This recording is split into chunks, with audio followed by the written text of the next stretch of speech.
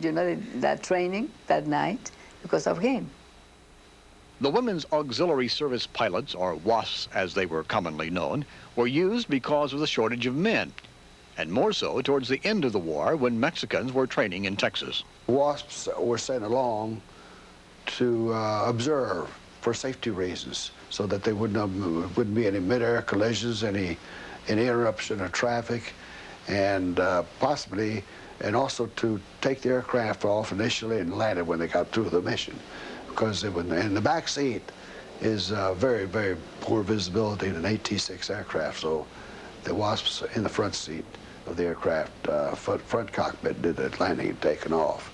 And I remember it was interesting to see when initially the officers of the squadron saw these WASPs, these female pilots. Some of them looked at them with a jaundiced eye. Who, me, going to fly with a woman? That was interesting to me, and yet there was a group of them that sort of grinned and looked at it with a sort of a flirtatious eye. That was very interesting to me, and I guess that's part of the macho and the Mexican people there. With some of the men already having many more flying hours than the average American, some of the main concerns centered around language. Teníamos un problema, pues no todos.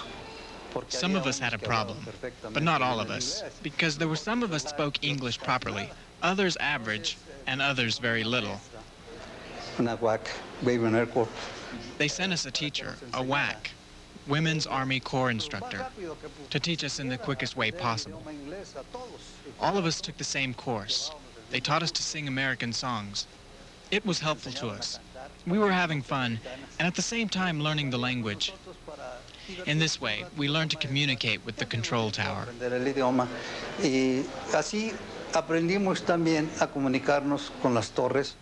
Part of their training was to take cross-country trips, really presumably to training in navigation. And we had this one pilot who so frequently got lost on the weekend, but he would always get lost close to someplace like St. Louis or Chicago or New Orleans, where he could spend the weekend in those cities. He was quite a Lothario anyway. His nickname was Magellan.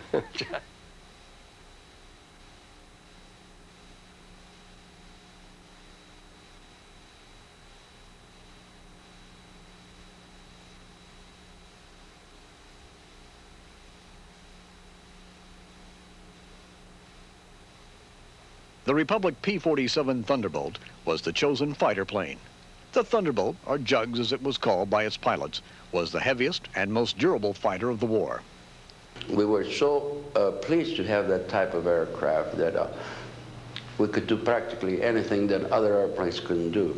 Get as high as we could. We had a turbo supercharger on the airplane that will maintain the power of the airplane up to 40,000 feet, where the others just had a regular supercharger, and about 25,000 feet started decreasing its power. And but the only trouble with the Thunderbolt was the diving.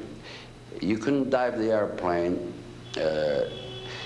because the speed will increase so rapidly because of his design that was so clean and so heavy that it will reach supersonic speeds, and then it entered the problem of compressibility, which was understood as a portion of a flight where the airplane is not designed to sustain flight, and then it just drops like a rock, and the pilot cannot do anything about it. And many of the pilots were killed, especially diving the airplane. The first fatality for the squadron occurred in Greenville. Lieutenant Crisoforo Salido died when his Thunderbolt crashed on takeoff.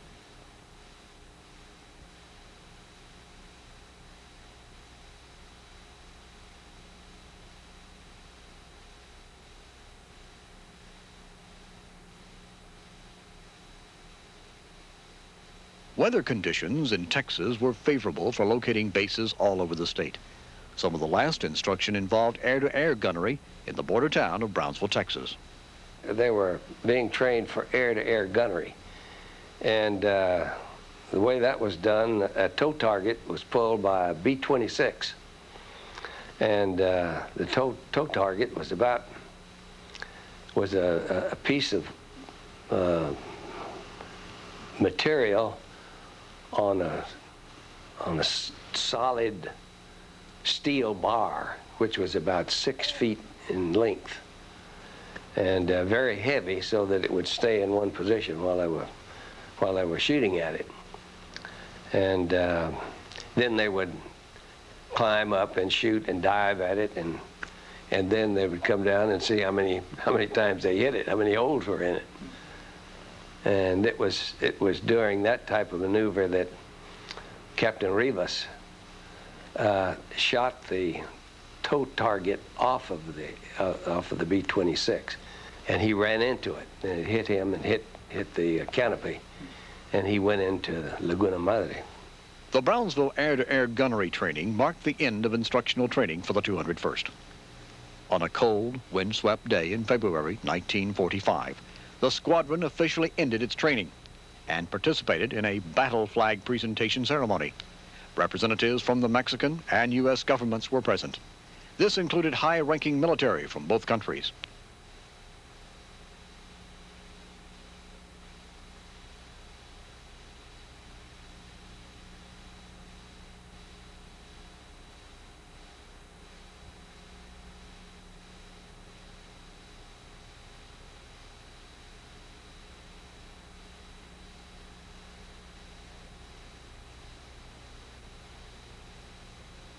As the war in Europe was winding down, the attention of the Allies turned to the Pacific theater.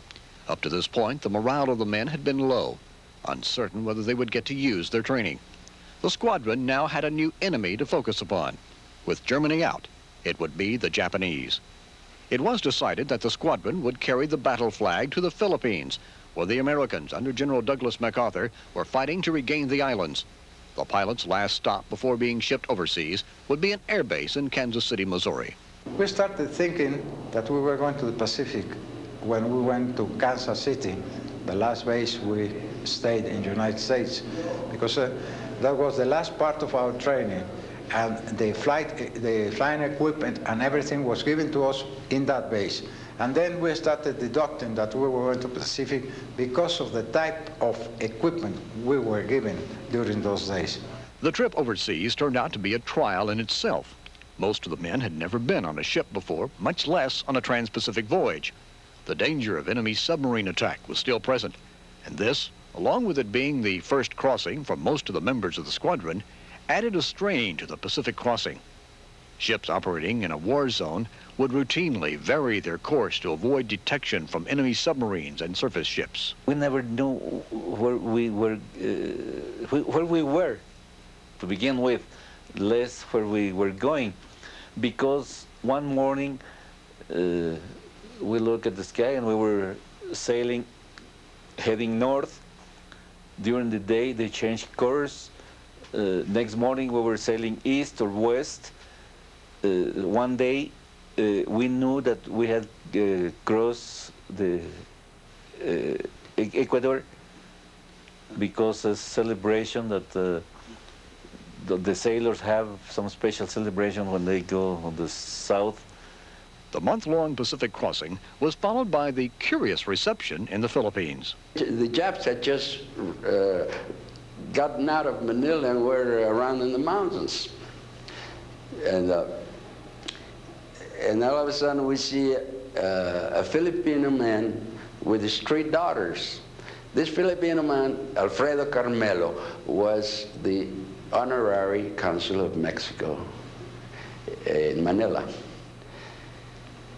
And he brought his 3 daughters from 16 to 18 years old, dressed in a typical Mexican dress that is called the China Poblana, with a lot of, I don't know what you call them in English, lentejuelas, the shine and the big sombrero and everything. We were amazed to see that.